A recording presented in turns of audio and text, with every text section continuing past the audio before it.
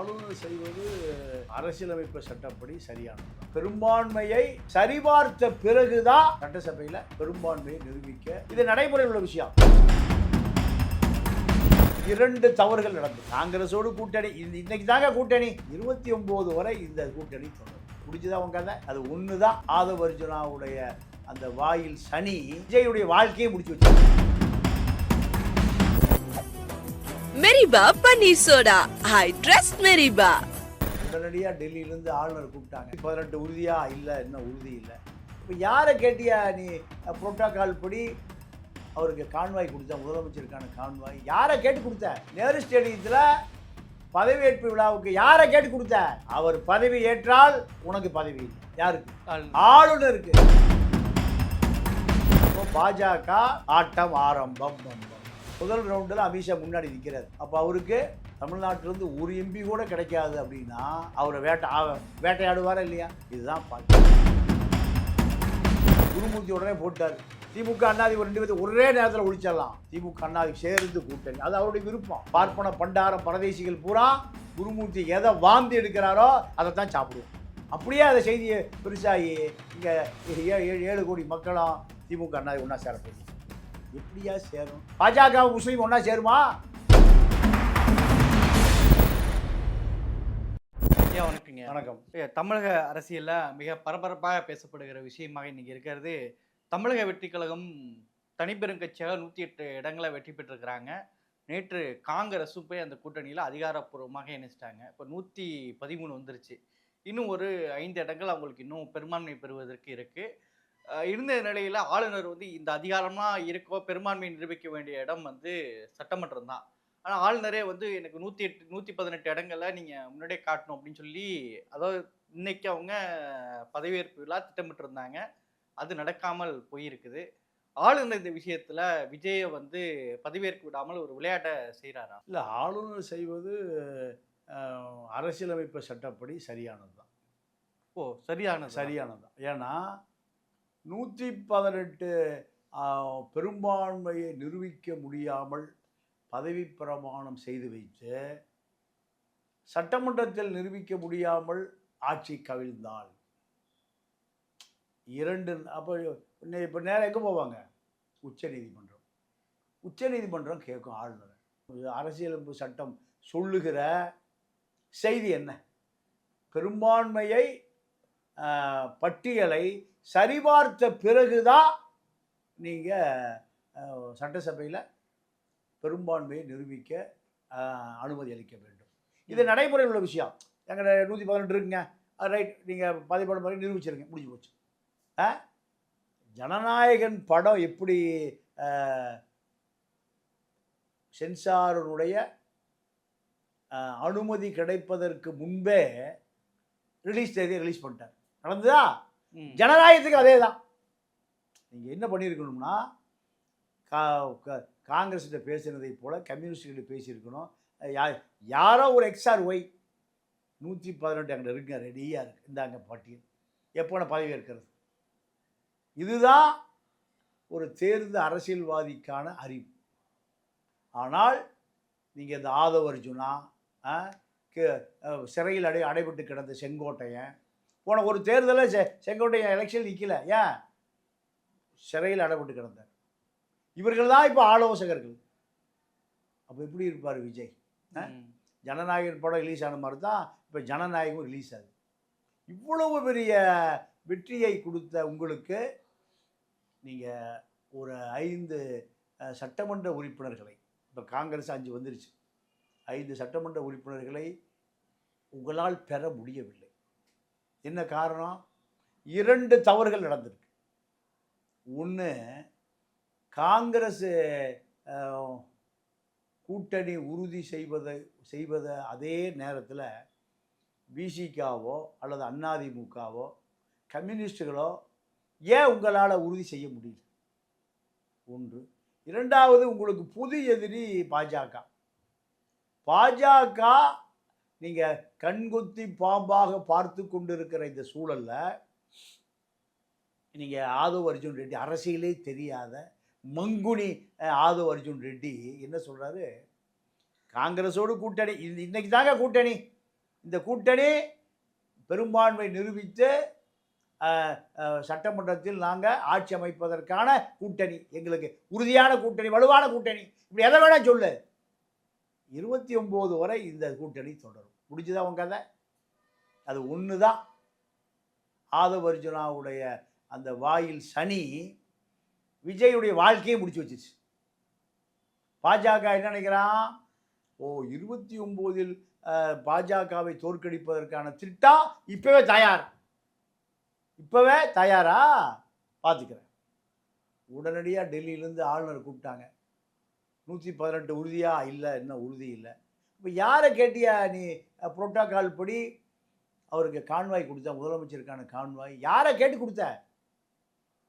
நேரு ஸ்டேடியத்தில் பதவியேற்பு விழாவுக்கு யாரை கேட்டு கொடுத்த? அவர் பதவி ஏற்றால் உனக்கு பதவி இல்லை. யாருக்கு? ஆளுநருக்கு. உனக்கு பதவி வேணுமா, விஜய்க்கு பதவி வேணுமா, நீயே முடிவு செய்து கொள். உடனடியாக கூப்பிட்டா டிஜிபியை. ஏப்பா அங்கே எல்லாம் எடுத்துரு. எதை? முதலமைச்சர் கான்வாய். நீங்கள் மெட்டல் டிடெக்டர் கூட பேச்சு எடுத்துகிட்டு போயிட்டான். உடனே பப்ளிக் செக்ரட்டரி கூப்பிட்டாரு ஆளுநர். நீங்கள் அங்கெல்லாம் போய் பந்தல் போட வேண்டாம்னு சொல்லுங்கள். டிஜிபிக்கு ஒரு ஃபோனு, பப்ளிக் செக்ரட்டரிக்கு ஒரு ஃபோனு. விஜயுடைய ஆட்டம் பாட்டம் எல்லாம் க்ளோஸ். கான்வாயோடு போனவர் ஒரே ஒரு கார் டிரைவரோடு போகிறார். இதெல்லாம் காரணம் ஆதவ் அர்ஜுன் ரெட்டி என்ற ரொட்டி.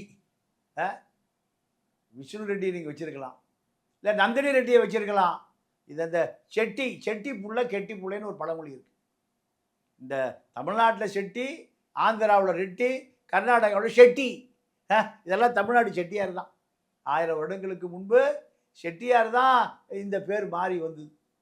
ராஜா தமிழில், காஜா முஸ்லீமில், ராஜு கிறித்தவன் எல்லாம் இங்கிருந்து போனதுதான். உலகத்தினுடைய வேறே தமிழ்நாடு தான். இவ்வளோ பெரிய முட்டாளாக இருப்பேன்னு யாருக்கும் தெரியல. இப்போ பாஜக ஆட்டம் ஆரம்பம் பம்பம். ஏன்னா அமித்ஷா அடுத்து பிரதமர் ஆகணும். மோடியுடைய ஆயுள் காலம் 29ஓட முடியும். இதுக்கு மேலே வேண்டான்னு ஆர்எஸ்எஸ் சொல்லிட்டான். யோகியா ஷாவா, அமித்ஷாவா, இந்த ஆட்டம் டெல்லியில் நடந்துட்டு இருக்கு. முதல் ரவுண்டில் அமித்ஷா முன்னாடி நிற்கிறார். அப்போ அவருக்கு தமிழ்நாட்டிலேருந்து ஒரு எம்பி கூட கிடைக்காது அப்படின்னா அவரை வேட்டையாடுவாரா இல்லையா? இதுதான் பாலிடிக்ஸ். குருமூர்த்தி உடனே போட்டார். திமுக அண்ணாதிமுக 2 பேர்த்து ஒரே நேரத்தில் ஒழிச்சிடலாம். திமுக அண்ணாதிமுக சேர்ந்து கூட்டணி, அது அவருடைய விருப்பம். பார்ப்பன பண்டாரம் பரதேசிகள் பூரா குருமூர்த்தி எதை வாந்தி எடுக்கிறாரோ அதை தான் சாப்பிடுவோம். அப்படியே அந்த செய்தியை பெருசாகி இங்கே 7 கோடி மக்களும் திமுக அண்ணாதிமுக ஒன்றா சேரப்போகுது. எப்படியா சேரும்? பாஜகவும் முஸ்லீம் ஒன்றா சேருமா? பாஜகவும் முஸ்லீம் லீக்கும் ஒன்றா சேருமா? 2 பேரும் தனித்தனி அரசியலை 75 ஆண்டு காலமாக பண்ணுறாங்க. என்னைக்கு திமுகவும் அதிமுக உடைஞ்சுதோ 2 தான் எதிரி கட்சி. அதிமுக வெட்டிக்குவா குத்திக்குவா. இப்போ தான் அவனுக்கு குத்துறதில்ல. நீங்களே ஏமாத்திட்டு இருக்கீங்க, நாங்கள் இதுல சாவணும்னு சாவுறதில்லை. அப்போது இந்த செய்தியை பரப்பியவர்களே பாஜக தான். அதிமுக எம்எல்ஏக்கள் ஒளிச்சு வச்சிருக்கிற இடம் பாஜக ஆளுகிற மாநிலமான பாண்டிச்சேரி. ஒரு எம்எல்ஏ சொல்கிறாரு, அங்கெல்லாம் சூடாக இருக்கியா மெட்ராஸில், இங்கே பாண்டிச்சேரியில் ஜில்லுன்னு இருக்கியா? குடிமக்கள் நாங்கள்லாம் பாண்டிச்சேரி குடிமக்கள் இப்போ பீர் ஜில்லுன்னு இருக்கியா? அங்கே உட்கார்ந்துருக்கார். இதுதான் இப்போ ஆட்டம். இந்த ஆட்டம் எதுவரை போகும்னா காங்கிரஸு ஆதரவு நிலை என்பது ராகுலே எடுத்த முடியும். இப்போ ராகுல் மல்லிகார்ஜுன கார்கேட்டை சொல்லி உங்கள் தலித்த 40 பேர் அங்கே எம்எல்ஏ வந்திருக்காங்க. நீங்கள் என்ன ஒன்றுங்களும் தெரியாது, இந்த ஆட்சி கவர விடாமல் பார்த்து கொள்ளுங்கள். யாருக்கு? மல்லிகார்ஜுன கார்கே. மல்லிகார்ஜுன கார்கே திருமாட்ட பேசியிருக்கார். திருமாட்ட ஸ்டாலினும் பேசுகிறாரு, மல்லிகார்ஜுன கார்கே பேசுகிறாரு. வாங்கின காசை கொடுத்துருப்பாங்கய்யா, 80 கோடி ரூபா வாங்கி அதை கொடுத்துட்டு கிளம்பு. இவர் அண்ணன் பழைய சிறுத்தை இல்லை, இது புது சிறுத்தை. இவன் சொன்னாலும் கேட்டுக்குவார், அவன் சொன்னாலும் கேட்டுக்குவார். எலி என்றாலும் பயம், புலி என்றாலும் பயம், கரப்பான் பூச்சி என்றாலும் பயம். என்ன சொல்றதுன்னு தெரியல. இல்லை, இப்போ ஒரு ஆலோசனை கூட்டத்துக்கு முதலமைச்சரை சந்திக்க திருமாவளவன் 2 கம்யூனிஸ்டுகள் 3 பேர் சேர்ந்து ஆலோசனை கூட்டத்துக்கு போயிருக்காங்க. அதாவது விஜய் எங்கள் கூட்டணிக்கு ஆதரவு தாருங்க அப்படின்னு சொல்லி அழைப்பு விடுத்திருக்க நிலையில் இந்த சந்திப்பு எதற்காக? நீங்கள் அவர் கூப்பிட்டு நீங்கள் எந்த காலத்தில் ஆதரவு கொடுக்கக்கூடாது. உங்களை ஜெயிக்க வச்சது திமுக தொண்டை. திமுக கொள்ளையடித்த பணம், வேலு கொடுத்த பணம் வாங்கினீங்களா இல்லையா? இப்போ போய் நீங்கள் எங்கள் ஆட்சியை உங்களுக்கு நான் ஓட்டு போட்ட மக்கள் பூரா திமுகவுக்கு தான் ஓட்டு போட்டான். திமுக தொண்டை ஓட்டு போட்டான். திமுகவை தீய சக்தி இப்படி வெற்றி பெற்ற விஜய்க்கு ஆதரவு கொடுப்பது மனசாட்சிப்படி தொட்டு பாருங்க. இங்கே ராகுல் என்ன பண்ணுறாரு, சிபிஐயோட தேசிய தலைவர் டி ராஜா இருக்கார்ல, ராஜாட்ட அந்த பொறுப்பை கொடுத்து 2 சிபிஐ சிபிஎம் 2 பேரும் விஜய் ஆட்சியை காப்பாற்றுங்கன்னு ராகுல் சொல்கிறார். ராஜா அதற்கான லாபியும் செய்கிறார். இதற்கு நடுவில் பெரும் தொகை கைமாறப்படும் அடித்து சொல்கிறேன். திமுக சார்பில் பெரும் தொகை இல்லையா, அதை தான் நீங்கள் அரசியலே இல்லை, கொள்கையும் கிடையாது, கோட்பாடும் கிடையாது,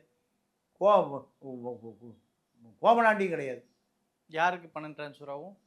நீங்கள் விஜய்க்கு ஆதரவு கொடுக்க வேண்டாம்னா ஒரு கட்சி ஃபண்டை தரணும். திருமாவுக்கும் கிடைக்கும், சிபிஎம்முக்கும் சிபிஐக்கும் கிடைக்கும். இதை தவிர வேற எந்த வகையில் இவர்களை கட்டுப்படுத்த முடியாது. யாரை?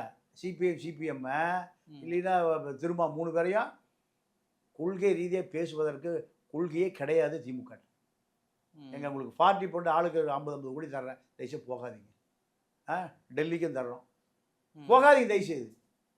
சண்முகத்தை சரி செய்வதற்காக நீங்கள் பேபிக்கு ஒரு பார்ட்டி ஃபண்டு கொடுத்துருக்காங்க. நான் அவர்களெல்லாம் கரெக்டாக சொல்ல வரல. பார்ட்டி ஃபண்டு யாருக்கு? கேரளா பேபி சிபிஎம் பேபிக்கு கட்டடம் கட்டுவதற்கு ஏதோ கொஞ்சம் பணம் தேவைப்படுது. இல்லை அப்படியானா இப்போ அதிமுக ஆதரவு தர்றேன்னு சொல்லிட்டாங்க. இல்லை இல்லை இல்லை, எப்போ சொன்னா அதிமுக ஆதரவு நேற்று கேபி முனிசாமி எப்போ? நேற்று 24 மணி நேரத்தில் 24 முடிவு வந்துருச்சு. ஓ 24 மணி நேரத்தில் 24 முடிவு வந்துருச்சு. நீங்கள் 24 மணி நேரத்துக்கு முன்னாடி ஒரு கதையெல்லாம் இப்போ பேசாதீங்க. 2 நிமிஷத்துக்கு முன்னாடி என்ன கதைன்னு பேசுங்க. அதிமுகவுடைய ஸ்டாண்ட் அதிமுகவுடைய ஸ்டாண்டு பாஜக ஸ்டாண்டு. பாஜக என்ன சொல்லுதோ அதை மீறி எடப்பாடி முடிவெடுத்தா உடைக்கப்படும். அதிமுக உடைக்கப்படும். சண்முகம் தயாராக இருக்கார். சண்முகம் இப்போ டெல்லி போயிட்டார், எம்பி பதவி ராஜினாமா பண்ணுறாரு. இப்போ தாவேக்கால செங்கோட்டை மூலம் பேசுகிறாங்க, எங்களுக்கு ஆதரவு கொடுங்க, எங்களுக்கு ஆதரவு கொடுங்கன்னு எடப்பாடி முடியாதுங்கிறாரு. வேலுமணியும் சண்முகமும் கொடுக்கலாங்கிறாங்க. இதில் இப்படி ஏதாவது காணாமல் போயிடுவாங்க, செங்கோட்டை தூக்கிட்டு போயிடுவாருந்தா பாண்டிச்சேரியில் கூட்டி ஒழிச்சு வச்சுருக்காங்க. இது பாஜக கொடுத்த ஐடியா, பாஜக உடைய ஐடியா. ஏன்னா காங்கிரஸும் டிவிக்காவும் ஒட்டையணும். ஏன்? எதிர்கால திட்டம். ஏன்னா காங்கிரஸ் நாளைக்கு 29 தேர்தல் வெற்றி பெற்று இங்கே 40 எம்பி தனியாகவோ கூட்டணியாவோ காங்கிரஸ் டிவிக்காவோ 40 சீட் ஜெயிக்க முடியும்னு ராகுல் நம்புறாரு. நம்ம பிரதமர் ஆவதற்கு இந்த தமிழ்நாடு வாக்கு வங்கி நமக்கு பயன்படுகிறது. இப்போ சுப்ரீம் கோர்ட்டில் கபில் சிபில் மூலம் ஏன் பதவியேற்க நீங்கள் காலதாமதப்படுத்துறீங்க? இப்போ சுப்ரீம் கோர்ட்டுக்கு போயாச்சு. ஆமாம். இது யார் காரணம்? கபில் சிபிலும் ராகுல் காந்தியும் தான் காரணம். அப்போது பாஜக ஒரு அணி, திமுக ஒரு அணி, காங்கிரஸ் ஒரு அணி, 3 அணிகளும் சேர்ந்து உருட்டுகிற விளையாட்டு தான், பரமபத விளையாட்டு தான், சோழி விளையாட்டு தான் டிவிக்கு. இப்போ ஒருவேளை இப்போ கம்யூனிஸ்டோ விசிகாவோ இவங்க வந்து விஜய்க்கு ஆதரவு தரேன்னு சொல்கிறாங்கன்னு வைங்க. இப்போ நாளைக்கு ஆலோசனை கூட்டம் கம்யூனிஸ்ட் பண்ணுறாங்க, அதுக்கப்புறம் விடுதலை சிறுத்தைகள் அறிவிச்சிடன்றாங்க. இப்போ அவங்க கொடுத்தா 118 வந்துடும்ல, 118 வந்து ஆளுநர் பதவி பிரமாணம் செஞ்சு தானே வச்சா? அது கேள்வியே இல்லை. அது வரலைங்க தான் இவ்வளோ பிரச்சனை. இப்போ நான் என்ன நினைக்கிறேன், எங்களுடைய நிலை ரொம்ப, நாங்கள் டிவிக்கேவை ஆதரிக்க போகிறோம். யார்? நீங்கள் கம்யூனிஸ்டுகளும் திரும்பவும் பேசியிருப்பாங்க. எங்களுடைய நிலை, நாங்கள் இனிமேல் உங்கள் பின்னாடி தொடர முடியாது, நாங்கள் டிவிக்கு பின்னாடி போக போகிறோம். டிவிக்கேவை ஆதரிக்க சொல்லி எங்களுக்கு மேலேருந்து உத்தரவு. எங்கள் மாநில மத்திய குழு எங்களுக்கு, அதனால் எங்களை விட்டுருங்க, மன்னிச்சுங்க, நாங்கள் ஒன்றும் செய்ய முடியாது, எங்கள்கிட்ட எந்த அதிகாரமும் இல்லை. யார் சொல்ல போயிருப்பா? CPM CBI. திரும்ப என்ன சொல்லி போயிருப்பாரு? ஒரு தலித்து வெற்றி பெற்றிருக்காங்க, 40 எம்எல்ஏ இருக்காங்க, இது தலித்துக்கு வரலாற்று பூர்வமான வெற்றி, இதை கவிழ்ப்பது தலித்து சமூகத்துக்கு நான் செய்கிற துரோகம். ஆகையினால மல்லிகார்ஜுன கார்கே எனக்கு அழுத்தம், டெல்லி தலித் லாபி எனக்கு அழுத்தம் கொடுக்குறாங்க. என்னாலும் உங்களுக்கு உதவ முடியாது. நீங்கள் இப்போ கொடுத்தீங்க, பணம் கொடுத்தீங்க, ஜெயிச்சிங்க, திமுக ஓட்டு போட்டான், இதெல்லாம் சரி, பிரியா விடை கொடுங்கள். எப்படி விட? இந்த மீட்டிங் தான் இப்போ போயிருக்காங்க. இந்த சந்திப்புக்காகத்தான் சந்தித்திருக்கிறார்கள். நாளைக்கு சும்மா ஃபார்மாலிட்டி, பொதுக்குழு, செயற்குழு, நிர்வாகக்குழு இதெல்லாம் திரும்ப முடிவு பண்ணுறதான். திரும்ப முடிவு பண்ணுறாரு, வன்னியரசு முடிவு பண்ணுறாங்க, இனிமேல் தெரியல. அப்போது 2 நாள் கழித்து நாங்கள் நிபந்தனையற்ற ஆதரவு யாருக்கு? விஜய்க்கு. இப்படி ஒரு அறிவிப்பு 2 நாள் 3 நாளில் வந்துவிடும் என்று எதிர்பார்க்கலாம். சரிங்க. இப்போ ஒருவேளை இப்போ இவங்க வந்து ஆதரவு தரல அப்படின்னா என்ன நடக்கும் அடுத்து? ஆதரவு கொடுக்க மறுத்தால் ஆளுநர் அதிகாரத்துக்கு போயிடும். ஆளுநர் தமிழ்நாட்டினுடைய அதிகார மையமாக மாறுவார். உங்களுக்கு 6 மாதம் டைம் தர்றேன், அதுக்குள்ளே மெஜாரிட்டி நிரூபிச்சிங்கன்னா உங்களுக்கு பதவி பிரமாணம் பண்ணி வைக்கிறேன். அது அது அது அப்படி ஒரு காலம் கொடுக்கப்படும். அதையும் விஜய் கொடுக்கலன்னா கண்டிப்பாக தமிழ்நாட்டில் ஆளுநர் ஆட்சி 6 மாதம். 6 மாதம் முடிந்து மீண்டும் தேர்தல். இல்லை அதுதாங்க, அப்படி ஒன்று நடந்தா, நீங்கள் சொல்கிற அப்படி ஒன்று வந்தா அது விஜய்க்கு ஆதரவான ஒரு அளவையை கொடுத்துறாதா? அப்போ திமுக வந்து அதுக்கு முன்னாடி நம்ம ஆளுங்களே உள்ளே போய் ஆதரவு கொடுக்குன்னு தானே திமுக ஒரு முடிவு எடுக்க முடியும். திமுக இடைத்தேர்தல் வந்தால் நம்ம ஜெயிச்சலாம் நினைக்குது. தேர்தல் வந்தால் நாம் ஜெயிச்சிடலாம். இப்போ பணம் கொடுத்து ஓட்டு போட வேண்டிய அவசியம். ஏன்னா எம்ஜிஆர்கிட்ட கடந்த காலத்தில் இப்படி வரும்போது எம்ஜிஆர் தான் ஜெயிச்சிருக்கிறாரு, அந்த அனுபவம் இருக்கும்ல. இல்லை விஜய்க்கு ஆதரவாக தானே ஃபேவராக போய் முடியும்னு. இல்லை, அதாவது திமுகவை பொறுத்த வரைக்கும் என்ன நினைக்குதுன்னா, இப்போ திமுகவும் தாவேக்காவும் சரண்டர் ஆயிடுச்சு. இது ஒரு அண்டர் கிரவுண்ட் டீலிங். நாங்கள் 6 மாதம் உங்களுக்கு தொந்தரவே பண்ண மாட்டோம், எந்த ஊழலும் சொல்ல மாட்டோம். ஏன் சொல்ல மாட்டோன்னா, எங்கள் ஊழல் நீங்கள் கண்டுக்கூடாது. நாங்கள் எங்கள் டிபார்ட்மெண்ட் நாங்கள் ஆட்சி காலத்தில் செய்த ஊழல்கள் மீது வழக்கு போடக்கூடாது, சிறையில் அடைக்கக்கூடாது, அதை தோண்டக்கூடாது, அதை துருவக்கூடாது, குப்பை தட்டக்கூடாது. இப்படி ஒரு டீலிங் 2 பேருக்கு வந்துருச்சு. அதுதான் சரியான டீலிங். அதில் இப்போ திரும்பவும் கம்யூனிஸ்டுகளும் போயிட்டு பிரியா விடை கொடுத்துட்டு வந்துரு, விஜயை ஆதரிப்பார்கள், அதுதான் நடக்கும். சரிங்க. இப்போ இன்னொரு பக்கம், இப்போ பாஜக, இப்போ திமுகவுடைய ஆதரவாளர்கள்லாம் பிரகாஷ்ராஜ், அதே போல் கமலஹாசன், இன்னும் பல பேருமே வந்து இப்போ விஜய்க்கு ஆதரவாக திடீர்னு பேச ஆரம்பிச்சிருக்காங்க. இது ஒரு ஜனநாயக உரிமை அப்படின்றதுனால பேசுகிறாங்களா, இல்லை இது இப்போ இவங்கெல்லாம் அந்த ஆதரவாக விஜய்க்கு ஆதரவாக பேசுவது, ஆளுநருடைய செயல்பாடுகளை கண்டிப்பதுங்கிறத இது எப்படி புரிஞ்சுக்கிறது? அதாவது இதில் என்ன, பாஜக உள்ளே வந்தோடனே இவங்கெல்லாம் எதுக்க ஆரம்பிச்சிட்டாங்க. இவங்கெல்லாம் பாஜக எதிர்ப்பாளர்கள், தலித் ஆதரவாளர்கள். பாஜக தான் இந்த பிளே பண்ணுதுன்னு அவங்களுக்கு தெரியுது. இந்த நேரத்தில் முற்போக்கு வேஷம் போட்டே ஆகணுமே. முற்போக்கு வேஷம் போடலைன்னா இவ்வளோ நாள் போட்ட வேஷம் கலைஞ்சு போயிருமே. அதுதான் எல்லாமே கபடதாரிகள், வேடதாரிகள் தான்.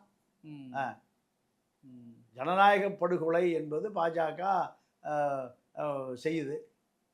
இருந்தாலும் விஜயால் பெரும்பான்மை நிரூபிக்க முடியாத ஒரு பலவீனம்தான். 2 பலவீனங்கள் தான் இதில்.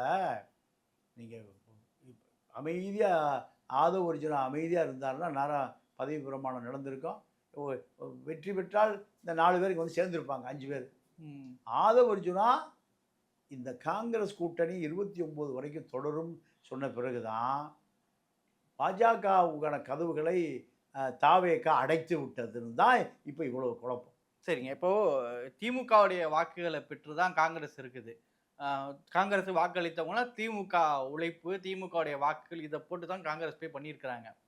இப்படி காங்கிரஸ் பண்ணுவது முதல்ல சரியா? இந்த மாதிரி திமுக வாக்குகளை, திமுகவுடைய 20 ஆண்டு கால நட்பை விட்டுட்டு திடீர்னு தாவேக்கால போய் சேர்றாங்கன்னா அது முதல்ல சரியான அணுகுமுறையாது?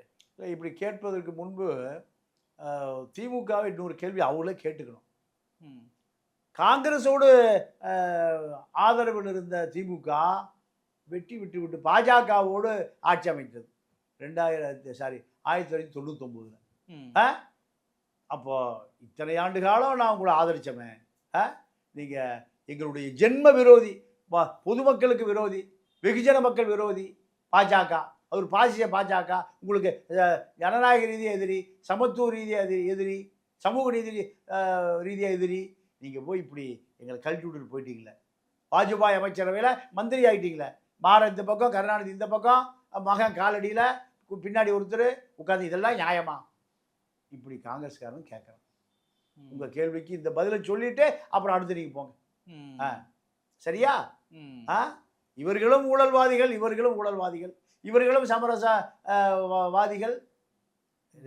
திமுகவும் அப்படித்தான், காங்கிரஸ் அப்படித்தான். ஏன்னா ஒருவர் கேள்வி கேட்பதற்கு யாருக்கும் தகுதி இல்லை. இல்லை, என்ன ஒரு விஷயம்னா 2018-19 நான் நினைக்கிறேன், தேர்தலுக்கு முன்பு, நாடாளுமன்ற தேர்தலுக்கு முன்பு மம்தா பானர்ஜி, அது மாதிரி சந்திரசேகர் ராவ், இது மாதிரி எல்லா ஆல் இந்தியா அளவில் இருக்கிற தலைவர்கள்லாம் காங்கிரஸ் இல்லாமல் ஒரு கூட்டணி அமைப்போன்னு சொல்லி முதலமைச்சர் ஸ்டாலின்கிட்ட பேச அப்போ முதலமைச்சர் கிடையாது, எதிர்கட்சி தலைவராக இருக்கும்போது ஸ்டாலின்கிட்ட பேச வராங்க. காங்கிரஸ் இல்லாமல் ஒரு கூட்டணியை உருவாக்க மாட்டேன் அப்படின்னு சொல்லி இவர் தான் முதல்ல ராகுலை வந்து முதலமைச்சர் வேட்பாளர்னு அறிவிக்கிற, பிரதமர் வேட்பாளராக அறிவிக்கணும்னு பேசுறாரு. இப்போ நெருக்கடியான காலகட்டத்தில் உங்க கூட இருந்தோமே அப்படின்னு சொல்லி இப்போ கரண்ட் சினாரியோ வச்சு கேட்குறாங்களா? இந்த கேள்வி நியாயம் இருக்கா? அதாவது காங்கிரஸுக்கும் கொள்கை இல்லை, திமுகவுக்கும் கொள்கை இல்லை. காங்கிரஸை பொறுத்த வரைக்கும் எந்த வாக்கு வங்கி இங்கே இல்லை. அப்புறம் ஏன் திமுக வச்சிருக்குன்னா முஸ்லீம் வாக்கு வங்கியை ஏமாற்றுவதற்கு. காங்கிரஸ் பாஜக எதிர்ப்பாளர். ஏன் இந்த தடவை இவ்வளவு கெஞ்சி கூட்டிகிட்டு வந்தீங்க? காரணம் முஸ்லீம் வாக்கு வங்கி உடஞ்சி போயிடும்.